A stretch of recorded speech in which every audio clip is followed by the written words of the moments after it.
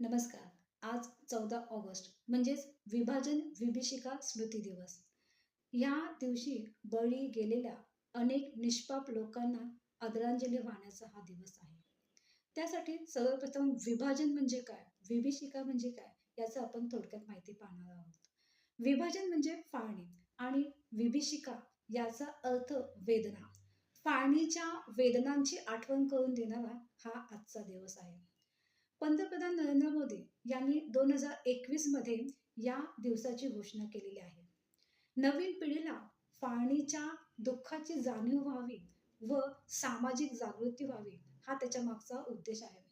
भारत आणि पाकिस्तान यांच्या दरम्यान जी फाळणी झाली त्याचं जे चित्र आहे ते अत्यंत भयावह असं आहे. भारताच्या फाळणीमुळे झालेल्या वेदना आणि लाखो लोकांचे विस्थापन, हिंसाचार आणि त्यात बळी गेलेल्या अनेक लोकांचे स्मरणार्थ हा दिवस विशेष महत्वाचा आहे. जो इतिहास विसरतो तो इतिहास घडवू शकत नाही, म्हणून या दिवसाची आठवण केली जाते. 1947 मध्ये भारत आणि पाकिस्तान जी फाळणी झाली त्या फाळणीच्या दरम्यान मोठ्या प्रमाणावर धार्मिक हिंसाचार झाला. अनेक लोकांचे विस्थापन झाले आणि लाखो लोकांनी आपला जीव देखील गमावला.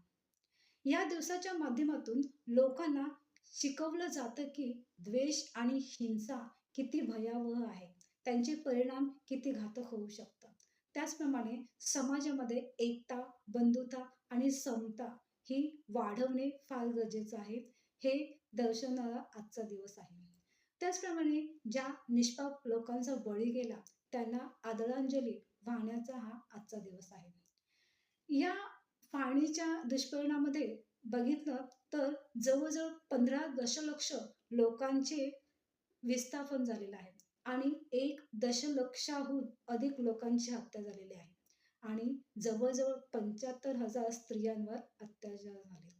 इतकी भयावह परिस्थिती त्यावेळेला निर्माण झाली होती आणि या काळामध्ये जे बळी गेलेले होते निष्पाप लोक त्यांना आठवण करण्याचा आजचा दिवस आहे. अशा बळी गेलेल्या लोकांना आदरांजली वाहण्याचा हा आजचा दिवस आहे आणि त्यासाठी त्यांना भावपूर्ण श्रद्धांजली. धन्यवाद.